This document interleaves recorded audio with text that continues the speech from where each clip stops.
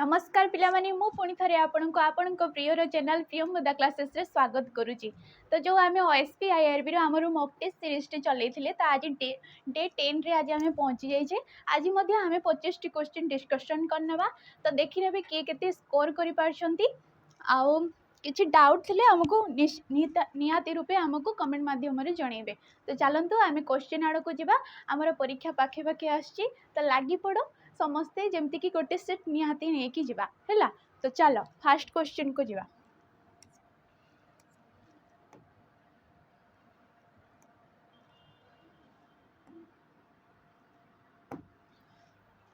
देखो एडी प्रथम क्वेश्चन देला जेउ कर्ता निजे कार्य संपादन न करी अन्य द्वारा कार्य संपादन कराए ताहाकू कौन कहा जाए। तमरा ऑप्शन देला मुख्यकर्ता, प्रयोजककर्ता, प्रयोज्यकर्ता ना कौन सीटी नुहे। देख ये कौन कहला बुझ जेउ कर्ता निजे कार्य संपादन न करी अन्य द्वारा कराए ताकू देख आमर ऑप्शन नंबर बी हो राइट आंसर।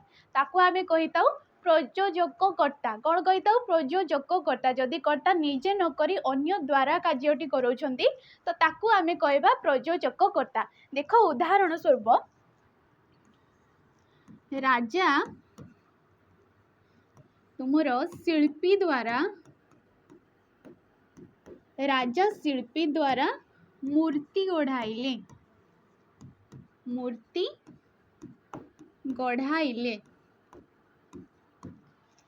तो देख राजा कहा द्वारा मूर्ति गढ़ाइले तुमर शिल्पी द्वारा मूर्ति गढ़ाइले। जदि एठी राजा निजे कार्यटा तुमर करथांते, जदि राजा निजे मूर्ति गढ़ी थांते तो सीए होता आमर मुख्यकर्ता। राजा जदि निजे कार्यटा करिथांते सीए होता आमर मुख्यकर्ता। जेहेतु राजा अन्य द्वारा कराउछंती, अन्य द्वारा करोचंती तुमर शिल्पी द्वारा करोचंती तो सेठी तुमर प्रयोजककर्ता। कौन हो तुमर प्रयोजककर्ता। तुमर प्रयोज्यकता क्या कहबा जी करुछि जहा द्वारा कार्यटा आमर करा जाउछि हैला ताकू कहबा आमे प्रयोज्यकर्ता। बुझीला जी कार्यटा करुछि बा जहा द्वारा आमे कार्यटा करोछु ताकू आमे कहबा प्रयोज्यकर्ता। आ राजा निजे न करी अन्य द्वारा जो करोछंती ताकू आमे प्रयोजककर्ता कहबा। जदि राजा निजे कार्यटी करथांते तो ताकू आमे कहितांते तुमरो मुख्यकर्ता। बुझीला। तो नेक्स्ट क्वेश्चन को जिबा। ए क्वेश्चन रे डाउट थिला बोली पचारथिले तो बुझी पारलो तो कोडा मुख्यकर्ता, प्रयोजककर्ता कोडा, प्रयोज्यकर्ता कोडा हैला। तो नेक्स्ट क्वेश्चन को जिबा। देखो ये क्वेश्चन देला जस इंदु संधि विच्छेद कर। जस इंदुर संधि विच्छेद सी हमको पचारछि। जस युक्त क इंदु, जस युक्त क इंदु, जसह युक्त क इंदु ना तुमरो जह युक्त क इंदु। तो देखो ये ऑप्शन नंबर सी हिजबो हमरो right answer. Option number C हिजबो हमरो राइट आंसर। जसह युक्त क इंदु हे कि हमरो जस इंदु हेछि। एडा कौ संधि तुमरो विसर्ग संधि।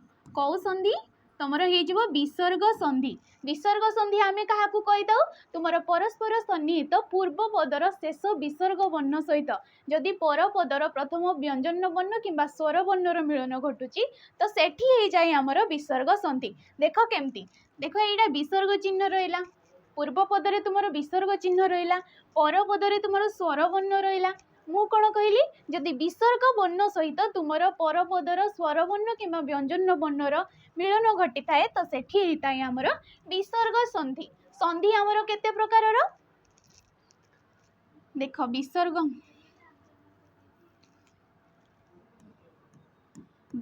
संधि केमती होता है तुमर विसर्ग वर्ण सहित तुमर जदि स्वर वर्ण किंबा व्यंजन वर्णर मिलन घटुची तो ताकू आमे कहिताऊ तुमर विसर्ग संधि। स्वर संधि क्या कहिताऊ तुमर स्वर वर्ण सहित जदि स्वर वर्णर मिलन घटुची ताहाकू आमे कहिताऊ स्वर संधि। व्यंजन संधि आमे क्या कहिताऊ तुमर पूर्व पदरे व्यंजन वर्ण थिबो, पूर्व पदरे तुमर व्यंजन वर्ण थिबो प्लस तुमर परपदरे स्वर किंबा व्यंजन वर्ण थिले ताकू आमे कहिताऊ तुमर व्यंजन संधि। संधि आमर केते प्रकार 3 टाइप्स रो कौन स्वर विसर्ग आउ तुमर व्यंजन संधि बुझीला। ऑप्शन नंबर सी है राइट आंसर। नेक्स्ट क्वेश्चन को जीवा। देख ये क्वेश्चन देला चाष काम जार केते आनंद ताहार यह केउ प्रकार वाक्य तुमर यौगिक वाक्य मिश्र वाक्य जटिल वाक्य ना तुमर सरल वाक्य।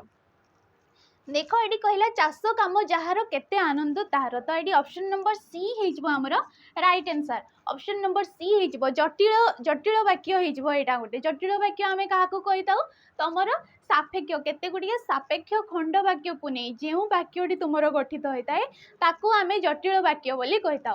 सापेक्ष खंड वाक्य केमती देख तमें जार ताहार जेतेबेले केतेबेले जे से जदि एपरी किछि किछि वर्ड तुमर वाक्य रे आसी जाउछि तमे जानि जबो कि सेटा गुटे जटिल वाक्य किंबा तुमर खंड वाक्य तुमर सापेक्ष खंड वाक्य को नहीं जोटा तैयारी होता है जो वाक्यटी ताकू आमे जटिल वाक्य बोली कहि दाओ। सरल वाक्य आमे काहाकू कहि दाओ तुमर एकमात्र समापिका क्रिया को नहीं जो वाक्यटी तुमर गठित होता है ताहाकू आमे सरल वाक्य बोली कहि दाओ। गोटे मात्र समापिका क्रिया थिबो वाक्य रे ताकू आमे सरल वाक्य बोली कहि दाओ। तुमर यौगिक वाक्य काहाकू कहि दाओ तुमर एकाधिक सरल वाक्य को नहीं जो वाक्यटी गठित होता है ताकू आमे यौगिक वाक्य कहि दाओ। जेमती कि देख मनोज श्रेणी को आसिला मात्र पढ़ी पारिला नहीं मात्र पढ़ी पारिला नहीं।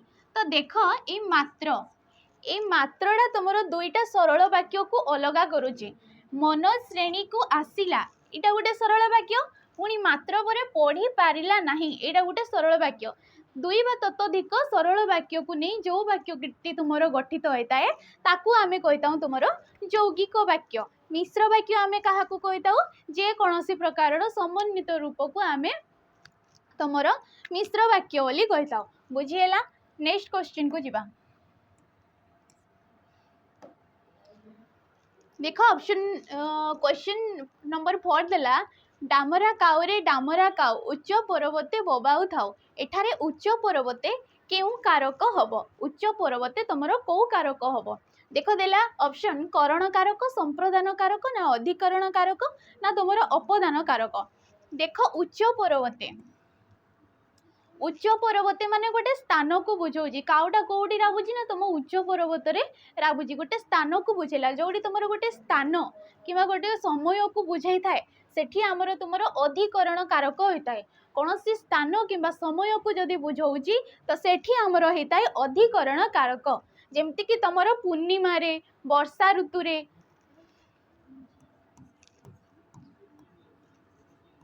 देख पूर्णिमा रे वर्षा ऋतु रे देख लास्ट रे आसची तो रे थिले मध्य आमर अधिकरण कारक होता है ताकू आमे सप्तमी विभक्ति बोली कहिताऊ ताकू आमे सप्तमी विभक्ति बोली कहिताऊ। तमे कारक काहाकू कहिताऊ तुम वाक्य रे जो पद मानकर क्रियापद सहित जो संपर्कटा थाए ताकू आमे कारक बोली कहिताऊ। एटी बुझीला अधिकरण कारक कौन पाई हैला जेहेतु गोटे स्थानटा सी बुझेला उच्च पर्वते तेणु एटा हो गला तुम अधिकरण कारक। करण कारक आमे काहाकू कहि दउ जहा द्वारा तुम क्रियाटी संपन्न होता है। जेमती कि से कलम रे लेखिला से कौथिरे लेखिला ना कलम रे लेखिला कलम द्वारा ता कार्यटी साधित होउची तो सेठी हेइजबो हमर करण कारक। करण कारक को विभक्ति तुमर तृतीय विभक्ति को विभक्ति तुमर तृतीय विभक्ति। संप्रदान कारक रे तुमर चतुर्थी विभक्ति होता है। को विभक्ति होता है चतुर्थी विभक्ति को एगुड़िक जमती कि राजा दरिद्र मानू तुमर वस्त्र दान कले राजा दरिद्र मानू तुमर वस्त्र दान कले ये वस्त्र अधिकारी आ राजा ही नांती वस्त्र अधिकारी एवं संपूर्ण रूपे तुमर दरिद्र लोकटी कि तुमर जी ग्रहिता जी नौची सी हो तुम संप्रदान कारक। माने तमें जदि मुझे कहबी धोबा को लुगा दियो ଧୋବାକୁ ଲୁଗା ଦିଅ। ତ ତମେ जो ଲୁଗାଟା ଧୋବାକୁ ଦଉଛ, ତମେ ସଫା କରିବା ପାଇଁ ଦଉଛ, ତୁମେ ଦରଜିକୁ ଗୋଟେ କପଡ଼ା ଦେଲ ଷ୍ଟିଚ୍ କରିବାକୁ, ତ କ'ଣ ତମେ ପୁରା ଦେଇ ଦଉଛ କି ତାକୁ? ପୁଣି ସିଏ ଷ୍ଟିଚ୍ କରିସାରିଲେ ତମେ ପୁଣି ନେଇ ଆସୁଛ।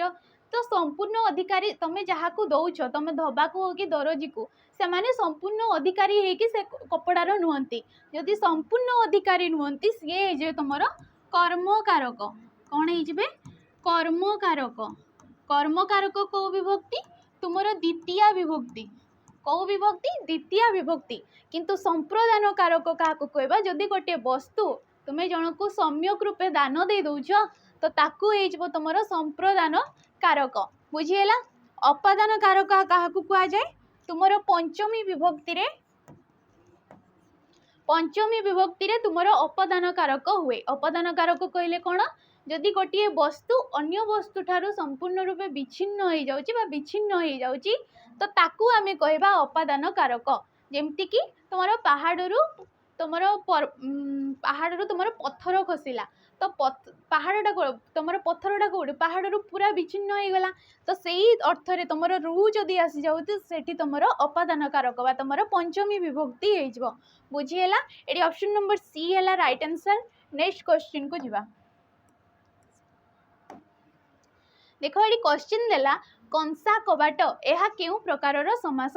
କଂସା କବାଟ ତୁମର କୋଉ ପ୍ରକାରର ସମାସ? କର୍ମଧାରୟ ସମାସ, ବହୁବ୍ରୀହି ସମାସ, ନା ଦ୍ୱନ୍ଦ୍ୱ ସମାସ, ନା ଦ୍ୱିଗୁ ସମାସ? ତ ଦେଖ, ଏଠି ଅପସନ୍ ନମ୍ବର ଏ ହେଇଯିବ ଆମର ରାଇଟ୍ ଆନ୍ସର୍, କର୍ମଧାରୟ ସମାସ। କର୍ମଧାରୟ ସମାସ କାହାକୁ ନେଇ ଗଠିତ ହୋଇଥାଏ?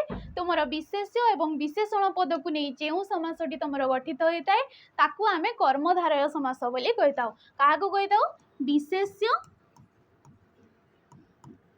ବିଶେଷ୍ୟ ଏବଂ ବିଶେଷଣକୁ ନେଇ ଗଠିତ ହୋଇଥିଲେ। ବିଶେଷ୍ୟ ଏବଂ ବିଶେଷଣକୁ ନେଇ ଗଠିତ ହୋଇଥିଲେ। ଦେଖ, ଏଠି କଂସା କବାଟ। କଂସା କବାଟ, ତ କବାଟଟା ହେଇଗଲା ଆମ ବିଶେଷ୍ୟ ପଦ। କେମିତି କବାଟ? ନା କଂସା କବାଟ। ତ ଏଇଟା ହେଇଯିବ ବିଶେଷଣ ପଦ। ଯେହେତୁ ବିଶେଷଣ ଆଉ ବିଶେଷ୍ୟ ପଦକୁ ନେଇକି ତମର ସମାସଟି ଗଠିତ ହୋଇଛି, ତ ତାକୁ ଆମେ କହିବା ତମର କ'ଣ? କର୍ମଧାରୟ ସମାସ। ବହୁବ୍ରୀହି ସମାସ ଆମେ କାହାକୁ କହିବା?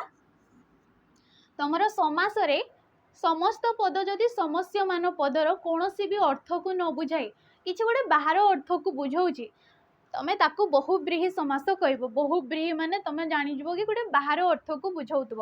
ଯେମିତିକି ବିଣା ପାଣିରେ ଯାହାର,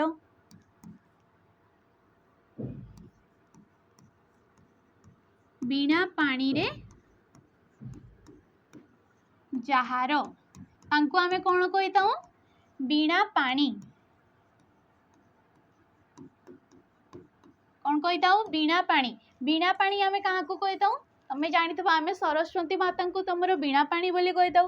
କିନ୍ତୁ ଯଦି ଏଇ ସମସ୍ତ ମାନ ପଦ ଗୁଡ଼ିକ ଦେଖ, ଖାଲି ଯଦି ବିଣା କହିବି, ତ ବିଣା ପାଣି ଆମେ ସରସ୍ୱତୀକୁ ବୁଝିବା କି? ନାଇଁ। ଖାଲି ଯଦି ପାଣି କହିବି, ଆମେ ସରସ୍ୱତୀକୁ ବୁଝିବା? ନାଇଁ। କିନ୍ତୁ ଯେତେବେଳେ ଆମେ ତାକୁ ସମସ୍ତ ବାକ୍ୟରେ କରିଦେଉଛେ, ସେଟା ଗୋଟେ ନୂଆ ଅର୍ଥ ତମର ଆସିଯାଉଛି, ତାକୁ ଆମେ କହିଥାଉ ତମର ବହୁବ୍ରୀହି ସମାସ। ଦ୍ୱନ୍ଦ୍ୱ ସମାସ ଆମେ କାହାକୁ କହିଥାଉ? ତମର ପ୍ରତ୍ୟେକ ଶବ୍ଦର ଅର୍ଥ ଥିବ ଏବଂ ଏକାଧିକ ବା ତମର ଏକାଧିକ ବିଶେଷ୍ୟ ପଦକୁ ନେଇ ଯେଉଁ ସମାସଟି ତମର ଗଠିତ ହୋଇଥାଏ, ତାକୁ ଆମେ ଦ୍ୱନ୍ଦ୍ୱ ସମାସ ବୋଲି କହିଥାଉ। ଯେମିତିକି ଲେଖା ପଢ଼ା, ବାଟ ଘାଟ, ତମର ପ୍ରତ୍ୟେକ ଶବ୍ଦର ଅର୍ଥ ଥିବ କହିଲି ପରା। ଯେମିତିକି ଜାୟା ଓ ପତି ତମର ଦମ୍ପତି ହେଇଯିବେ। ଏକାଧିକ ବିଶେଷ୍ୟ ପଦକୁ ନେଇ ଯୋଉଟା ଗଠିତ ହୋଇଥାଏ, ତମେ ଜାଣିଯିବ କି ସେଟା ତମର ହେଇଯିବ ଦ୍ୱନ୍ଦ୍ୱ ସମାସ। ଦ୍ୱିଗୁ ସମାସ ଆମେ କାହାକୁ କହିବା? ତୁମର ସଂଖ୍ୟାବାଚକ ଚିହ୍ନ ଯୋଉଠି ଆଗରେ ରହିଯିବ, ସେଇ ସମାସକୁ ତମେ କହିବ ଦ୍ୱିଗୁ ସମାସ। ବୁଝିଲା? ଯେମିତିକି ଷଡ଼ରିପୁ, ପଞ୍ଚଗବ୍ୟ, ପଞ୍ଚେନ୍ଦ୍ରିୟ, ଏଇ ସବୁ ଗୋଟେ ଗୋଟେ ହେଇଯିବ ତମର କ'ଣ? ତମର ଦ୍ୱିଗୁ ସମାସ। ବୁଝିହେଲା? ଏଠି ଅପସନ୍ ନମ୍ବର ଏ ହେଲା ତୁମର କର୍ମଧାରୟ ସମାସ, ରାଇଟ୍ ଆନ୍ସର୍। ନେକ୍ସଟ କ୍ୱେଶ୍ଚିନ୍କୁ ଯିବା। देखो ये क्वेश्चन देला विशेषण पद विशेष्य पद परे व्यवहृत हेले बुझ कथाटा कौन कही विशेषण पद विशेष्य पदर परे व्यवहृत हेले ताहाकू डेस कह जाए ताहाकू आमे कौन कहबा तुमर सर्वनाम विशेषण कहबा ना विधेय विशेषण विशेषणर विशेषण ना उद्दिष्ट विशेषण। तो देख जदि तुमर विशेष्य परे जदि विशेषण आसुची तो ताकू तुमे कहबो विधेय विशेषण। कौन कहबो विधेय विशेषण। रास्ताटी निर्जन रास्ताटी निर्जन तो रास्ता कौन हो गला विशेष्य पद केमिति रास्ता निर्जन रास्ता तो एटा हो तुम विशेषण पद जेहेतु तुम विशेष्य पर विशेषण पदटी आसुची तो ताकू आमे कहबा विधेय विशेषण। किंतु जदि एई तुम विशेषणटा प्रथमे आसी थांता तापरे जदि तुम विशेष्य पदटी आसी थांता तो ताकू आमे कहितांते तुम उद्दिष्ट विशेषण बा विशेष्यर विशेषण। कौन कही विशेष्यर विशेषण जमती कि ये लिखिदेव निर्जन रास्ता तो ये कौन हो गला विशेषण पदटी तुम प्रथम आसीगला एवं रास्ताटा तुम विशेष्य पद तो सेटा पछकू गला तो ताकू कहबा आमे उद्दिष्ट विशेषण। कौन कहबा उद्दिष्ट विशेषण। सर्वनाम विशेषण आमे काहाकू कहबा तमरो जदि विशेषण पदटी सर्वनाम पद को बुझाउची किंबा तुम सर्वनाम पद को जी विश्लेषित करिथाए ताहाकू आमे सर्वनाम विशेषण बोली कहबा बुझीला। जेमती कि तुम जेमती सेमती सर्वनाम जोड़ी आसो जानीज कि सी हो तुम सर्वनाम विशेषण है। विशेषणर विशेषण क्या कहबा तुम विशेष्य पद जो मुख्य विशेषण पदटी बसी थाए से विशेषण पद को जी अधिक विश्लेषित करने आम जो विशेषण पदटी व्यवहार करथाउ ताकू आमे विशेषणर विशेष्य बोली कहबा सॉरी विशेषणर विशेषण बोली कहबा। जेमती कि बिलुआ चतुर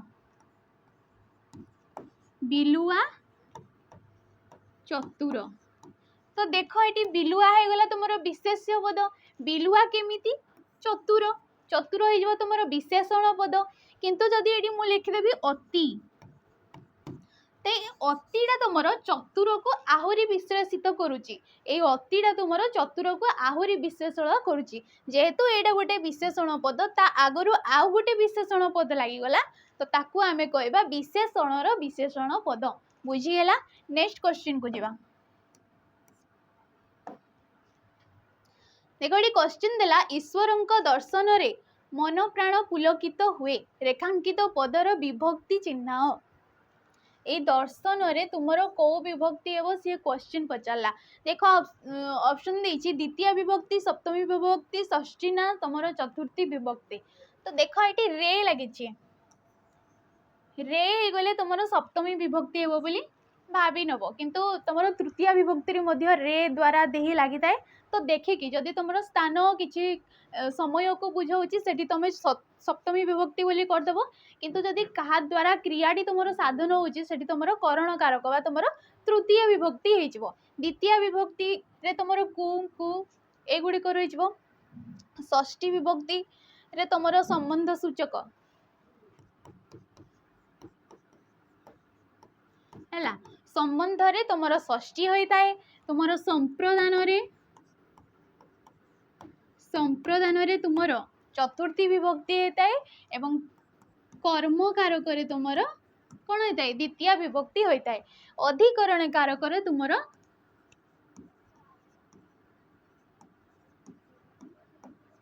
सप्तमी विभक्ति होता है बुझीगला। ऑप्शन नंबर बी है राइट आंसर। नेक्स्ट क्वेश्चन को जीवा देखो ये क्वेश्चन कौन देला पुणी पुणी एहा केउ प्रकारर अव्यय पुणीटा तुम को प्रकारर अव्यय बीजजक अव्यय संयोजक अव्यय समयसूचक अव्यय ना तुम संभावना सूचक अव्यय अव्यय पद आम क्या कही अव्यय पद आम क्या कही जो पद गुड़िक तुम रूप से विभक्ति काल पुरुष लिंग वचन कौन भी से परिवर्तन होती ना ताकू आम कही तुम अव्यय पद तो ये पुणीटा को प्रकार तुम अव्यय पद हो तुम संयोजक अव्यय पद हो कौन हो संयोजक अव्यय पद संयोजक अव्यय पद पुणी आम क्या कहवा जो पदटी तुमर कि जो शब्दटी तुमर एकाधिक पद कि वाक्य को से संयोग करुछंती बा तुमर हाँ संयोग करुछंती तांको आमे संयोजक अव्यय कहबा जेमति कि तुमर ओ हिजबो एवं मध्य तुमर पुणी ए सबू तुमर जीवे भारी तुमर संयोजक अव्यय कौन जीवे संयोजक अव्यय बीजोजक अव्यय कौन दुईटी वाक्य को से पृथक करुवे दुईटी पद कि दुईटी कौन दुई रु अधिक ताकू तुमर जदि पृथक करुवे ताकू आमे कहबा तुमर बीजोजक अव्यय जेमति कि मात्र कौन मात्र किंतु तुमर तथापि यही सब हो तुमर बीजोजक अव्यय पद समय सूचक कौन जी समय को दर्शाऊ एबे एणिकी एगुड़िक सब तुम समय सूचक जीव बड़ी संभावना कौन बोधे होमती कि तुम संभावना गोटे माने संभावना अर्थ रे जोड़ा बुझाउथबो ताकू आमे संभावना सूचक अव्यय पद बोली कहबा तो बुझीगला नेक्स्ट क्वेश्चन को जीवा तो ये राइट आंसर पुणीटा कौन तुम संयोजक अव्यय नेक्स्ट क्वेश्चन को जीवा है देख ये क्वेश्चन देला श्रीजुक्त श्रीजुक्तर विपरीत शब्द कौन तुम श्रीमान श्रीमती श्रीहीन ना तुम उपरोक्त समस्त ऑप्शन गुड़ाक राइट अच्छे तो देख श्रीजुक्तर आमर ऑप्शन नंबर सी हो राइट आंसर श्रीमती हे ना श्रीजुक्तर श्रीमती हे ना श्रीजुक्तर श्रीहीन हम है नेक्स्ट क्वेश्चन को जीवा देख ये क्वेश्चन देला जो क्रियापद द्वारा कर्ता अन्य कहा माध्यम रे किछि कराइबार बुझा जाए ताहाकू कौन कहा जाए क्वेश्चन प्रथमे भल से पढ़िबो बुझिबो तापरे जाइके तुमे ऑप्शन देखिकी आंसर करिवो देखो सी कौन कहले जो क्रियापद द्वारा कर्ता अन्य कहा माध्यम रे किछि कराइबार बुझा जाए तो देखो ऑप्शन देला समापिका क्रिया मिश्र क्रिया ना तुम एकक क्रिया ना प्रेरणार्थक क्रिया देखो देखो देखो गोटे थाए साधारण क्रिया कौन थाए साधारण क्रिया आ गोटे थाए तुम प्रेरणार्थक क्रिया जदि तुम कर्ता से राम हो श्याम हो जीए भी हो जदि तुम कर्ता निजे कार्यटा तुम कामटा निजे सी माने सी करुछंती तो सेठी हो तुम साधारण क्रिया कौन हो तुम साधारण क्रिया किंतु तुम कर्ता जदि अन्य द्वारा कराउछंती अन्य द्वारा कार्यटा कराउछंती सेठी हो तुम प्रेरणार्थक क्रिया कौन हो ऑप्शन नंबर डी है हमर राइट आंसर प्रेरणार्थक क्रिया कौन कहला सी क्रियापद जो क्रियापद कर्ता अन्य कहा माध्यम रे किछि कराइबार बुझा जाए सेठी तुमर प्रेरणार्थक क्रिया होता है सी अन्य द्वारा कार्यटी करैथंती से राम को कहिले चाष करबाकू बा चसेइबाकू तो सेठी तुमर होइजबो तुमर प्रेरणार्थक क्रिया बुझेला समापिका क्रिया काहाकू कहबा हमें तुमर वाक्य रे जो कार्यटी बा क्रियाटी एक क्रियाटी तुमर वाक्य को संपूर्ण करथाय ताकू आमे समापिका क्रिया बोली कहबा मिश्र क्रिया आमे काहाकू कहबा तुमर क्रियापद आगरू एकाधिक पद जदि मिसिकी रहउचंती ताहाकू आमे मिश्र क्रिया बोली कहबा जेमति कि तुमर रचना कले देखो रचना कले एइटे तुमर हेजबो गोटे मिश्र क्रिया किंतु अमिश्र क्रिया केतेबेले हाबो रचिला उइला देखिला देखिला एगुड़िक गोटे गोटे वार्ड जोड़ी थो खाली तुम क्रियापद आगरे किछि लागी नथिबो किंबा एकक भाव रे जो क्रियाटी तुम बसी थाए ताकू आमे कहबा अमिश्र क्रिया बुझिला एकक क्रिया काहाकू कहबा तुमर गोटे थाए यौगिक क्रिया आ गोटे थिला तुमर एकक क्रिया देखो मु लिखिली पढ़िला पढ़िलाड़ा शब्दटी केमती सृष्टि होइछि पढ़ धातु रे तुमर पढ़ धातु रे तुमर इला प्रत्यय युक्त होइकि तुमर पढ़िलाड़ा सृष्टि होइछि देखो एडी केतटा धातु बाहरबो तुमर पढ़ गोटिए धातु किंतु पढ़ी सारी थिला कोन पढ़ी सारी थिला तो एडी तुमर केतटा धातु बाहर जीवो देखो पढ़ी पढ़ रे तुमर पढ़ी रे पड़ धातु तुमर ई प्रत्यय लगे गोटे तुमर पड़ गोटे हो तुमर सारी सार धातु ई प्रत्यय लगे पुणी गोटे सार गोटे धातु हो तुमर था गोटे धातु हो देख 3टा धातु आसी जाऊँगी जोड़ी तुम एकाधिक धातु आसीजे सी हो तुम यौगिक क्रिया किंतु गोटे धातु थिले ताकू आमे कहबा कोन तुम एकक क्रिया बुझीला। नेक्स्ट क्वेश्चन को जीवा देखो ये क्वेश्चन देला युद्ध करने को इच्छुक ताको कौन कहबा बुभुक्षु जुजुक्षु जुजुक्षा ना जुझेष्टा। तो देखो ऑप्शन नंबर बी हो हमर राइट आंसर युद्ध करिवार इच्छा हो तुमर युद्ध करने को इच्छुक हो तुमर जुजुक्षु बुभुक्षु कौन भजन करने को इच्छुक भजन करने को इच्छुक भजन करने को इच्छुक को आमे कहता बुभुक्षु तुमर मिलनर इच्छा को मिलनर इच्छा को आमे कहता तुमर जुजुक्षा बुझेला। ऑप्शन नंबर बी है युद्ध करने को इच्छुक को आमे कहता जुजुक्षु। नेक्स्ट क्वेश्चन को जीवा देखो ये क्वेश्चन देला बहुआडंबर संधि विच्छेद कर। तो ऑप्शन देला बाहुयुक्तक डंबर बहुयुक्तक आडंबर ना बहुयुक्तक डंबर बहुयुक्तक आडंबर। देखो ये देला दीर्घ ये देला हर्ष तो ऑप्शन नंबर डी हो हमर राइट आंसर बहुयुक्तक आडंबर होगी तुम बहुआडंबर। एटा कौ तुम संधि हो तुम स्वर संधि हो कौन हो स्वर संधि। देख बहु कहला बेले लास्ट रे उच्चारण होड़ा कौन गोटे स्वर वर्ण आटा भी तुम गोटे स्वर वर्ण सहित स्वर वर्ण जिते मिश्रित रही है ताको आमे कहता स्वर संधि बुझीला। नेक्स्ट क्वेश्चन को जीवा फूल एहार लिंग दर्शाओ फूलर लिंग दर्शाओ। देख पुलिंग स्त्रीलिंग उभय लिंग ना किळ्बलिंग। तो अधा पिला कहे उभय लिंग अधा पिला कहे किळ्बलिंग। तो देख फूलटा को आमे जमती कि माई फूल अंडरा फूल भी कही था किंतु बही रे देछि तुमरो किळ्बलिंग हबो बोली तमे कहबो मते कमेंट माध्यम रे कि तुमरो फूलटा कौ प्रकार लिंग हम तुम उभय लिंग हम ना किळ्बलिंग हम कारण फूल को आमे माई फूल अंडरा फूल कही था कि ना किंतु बही रे देछि तुमरो किळ्बलिंग। तो मते कमेंट माध्यम रे तमे निहाती जणैबो। नेक्स्ट क्वेश्चन को जीवा देखो ये क्वेश्चन देला निम्नोक्त मध्यरु कोटी अग्निर प्रतिशब्द नुहे अग्नि तुम निआर कोटी प्रतिशब्द नुहे। ऑप्शन देला गृहभानु बैसानर अनल ना कपिध्वज। तो देख ऑप्शन नंबर डी हो हमर राइट आंसर कपिध्वज होछि अर्जुनंकर प्रतिशब्द कहार अर्जुनंकर प्रतिशब्द अनल गृहभानु तुमर पावक तुमर बन्ही ए सब तुमर हो तुमर कार अग्निर प्रतिशब्द बुझीला। नेक्स्ट क्वेश्चन को जीवा देखो ये क्वेश्चन देला नवम ग्रह एठारे नवम केउ प्रकार विशेषण संख्यावाचक पूर्णवाचक अवस्थावाचक ना तुम परिमाणवाचक।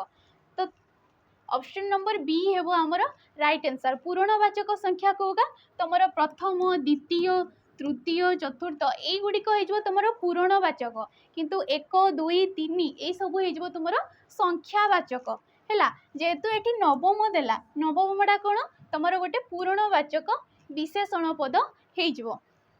अवस्थावाचक विशेषण क्या कहवा विशेष्य पदर निर्दिष्ट अवस्था को जदि बुझाऊँगी ताको आमे अवस्थावाचक विशेषण कहवा कौन सी एक निर्दिष्ट परिमाण को बुझाऊले जमीक कपे चा बिड़ाए धान यही सब जो परिमाण कपे बिड़ाए तुमर माणे खांदिए यही सब गोटे गोटे तुम परिमाणवाचक विशेषण पद बोली है। नेक्स्ट क्वेश्चन को जीवा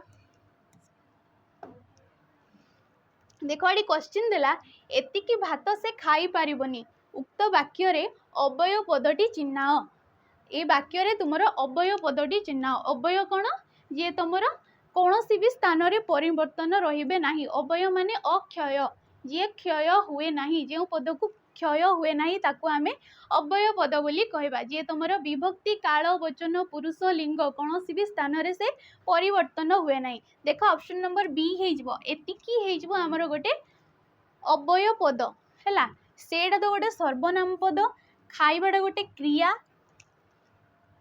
तो ऑप्शन नंबर बी है राइट आंसर। नेक्स्ट क्वेश्चन को जीवा।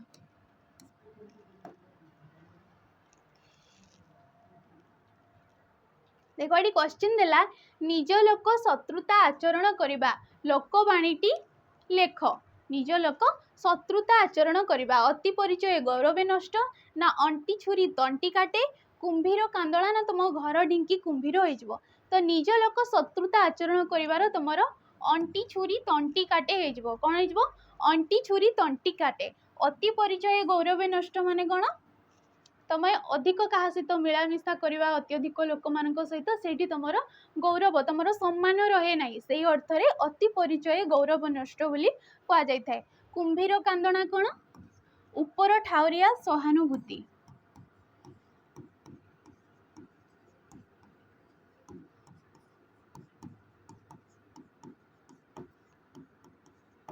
कुंभीर कांदना कौन ऊपर ठाउरिया तुम सहानुभूति उपरे उपरे जी तुम देखे होती। आ घर ढिंकी कौन घर ढिंकी कुंभीर निज लोक शत्रु कौन निज लोक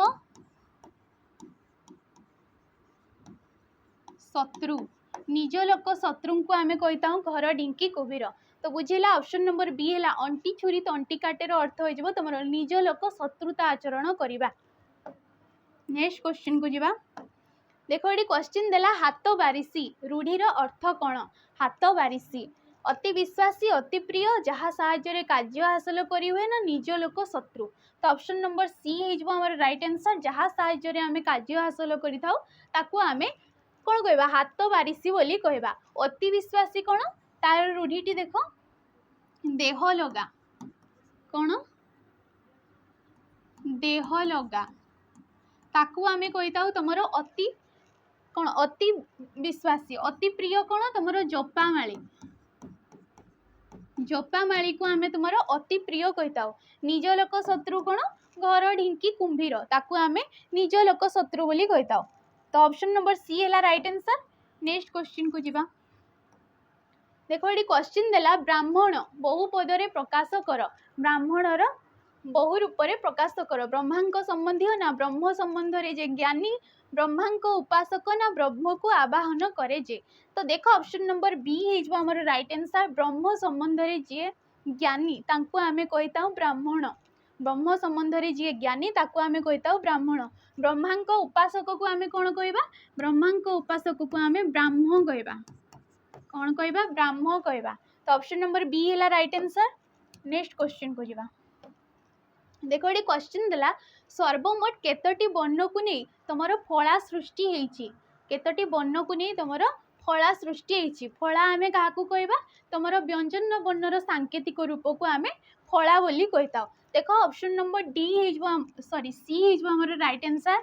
8टी वर्ण को लेकिन तुम फला सृष्टि होता है कौ कौ गुड़िक तुम ण न म य र फला ल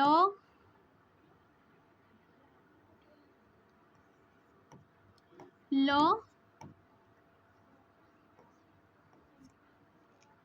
आउ हो ना वो रे देखीद। तो 8टी नहीं कि तुम फला सृष्टि होता है बुझीगला। नेक्स्ट क्वेश्चन को जीवा। ये क्वेश्चन देला तरुणी यार अर्थ कौन तरणीर अर्थ कौन सूर्य नौका एक नाम ना तुम ढेउ। तो गोटे हर्षयी तरुणी अच्छी आ गए तुम अच्छे दीर्घयी तरुणी णे दीर्घयी। तो ये हर्षयीर अर्थ हो तुम सूर्य सूर्यंकर प्रतिशब्द हो तुम तरुणी है किंतु यही तरुणी दीर्घयीर तरुणीर अर्थ हो तुम नौका तुम नाव ताकू कही आम तरुणी बुझीगला। नेक्स्ट क्वेश्चन को जीवा। देखो ये क्वेश्चन देला जी न्याय दियंती एक पदरे प्रकाश कर जी न्याय दियंती ताको कौन कही न्यायालय न्यायमूर्ति विचारपति ना तुम वकील जी न्याय दियो तांको न्याय दियंती तांको आमे कोन कहिता न्यायमूर्ति बा तुमरो न्यायाधीश तांको आमे कहिता तुमरो जे न्याय दियंती विचारपति तो तुम जानथो जे तुमरो सब विचार करथांती आ तो नेक्स्ट क्वेश्चन को जीवा देखो ये कहला केउ विकल्पटी सादृश्य अर्थ रे गठित ए ऑप्शन भितरु तुमरो कोडा सादृश्य अर्थ रे बसिची कटकिया सागुआ बाईगणिया ना चाकरिया तो कटकियाडा तो तुमरो जात अर्थ रे आसबो जात अर्थ रे तुमरो कटकिया हेची कटकरु जात तो ताकू आमे कहिताउ कटकिया हला संबलपुरिया जेमती हला सागुआ को अर्थ रे तुमरो तुल्य अर्थ रे को अर्थ रे तुमरो तुल्य अर्थ रे हमरो सागुआ हेची बाईगणियाडा हेजबो तुमरो ऑप्शन नंबर सी हेबो राइट आंसर बाईगणियाडा तुमरो सादृश्य अर्थ रे बसिची चाकरियाडा को अर्थ रे बसची तुमरो वृत्ति अर्थ रे बसची को अर्थ रे वृत्ति अर्थ रे तुमरो चाकरिया बसिची बुझिला सादृश्य अर्थ रे तुमरो की आसी गला बाईगणिया हेजबो हमरो राइट आंसर नेक्स्ट क्वेश्चन को जीवा देखो ये क्वेश्चन देला भगारी हसा हसुथिबा भगारी भगारी जेते बेला हसे ना भगारी द्वारा हसा ना भगारी रूपक हसा तो भगारी द्वारा हसा हेजबो हमरो भगारी द्वारा हसा हेजबो तुमरो भगारी हसा ऑप्शन नंबर सी हैला राइट आंसर नेक्स्ट क्वेश्चन को जीवा देखो ये क्वेश्चन देला निम्नोक्त मध्यरु केउठी भिन्न कोउठी अलगा नभ विष्णुपदी ना अंबर तो देख विष्णुपदी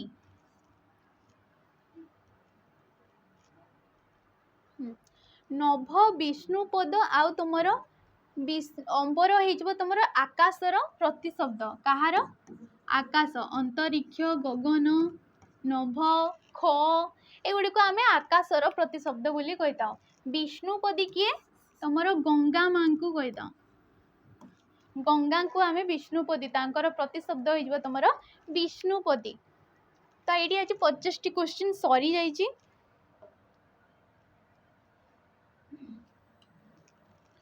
आमर ये 50 क्वेश्चन सरी जाइए जदि मो भिडियोटी आपन को भल लगी थाए ताले गोटे लाइक करेंगे आपण सांग मान सहित शेयर करेंगे एवं जदि प्रथम थर पर आपण आम चैनल रे विजिट करछंती ताले गोटे सब्सक्राइब करके जिवे। रोची नमस्कार।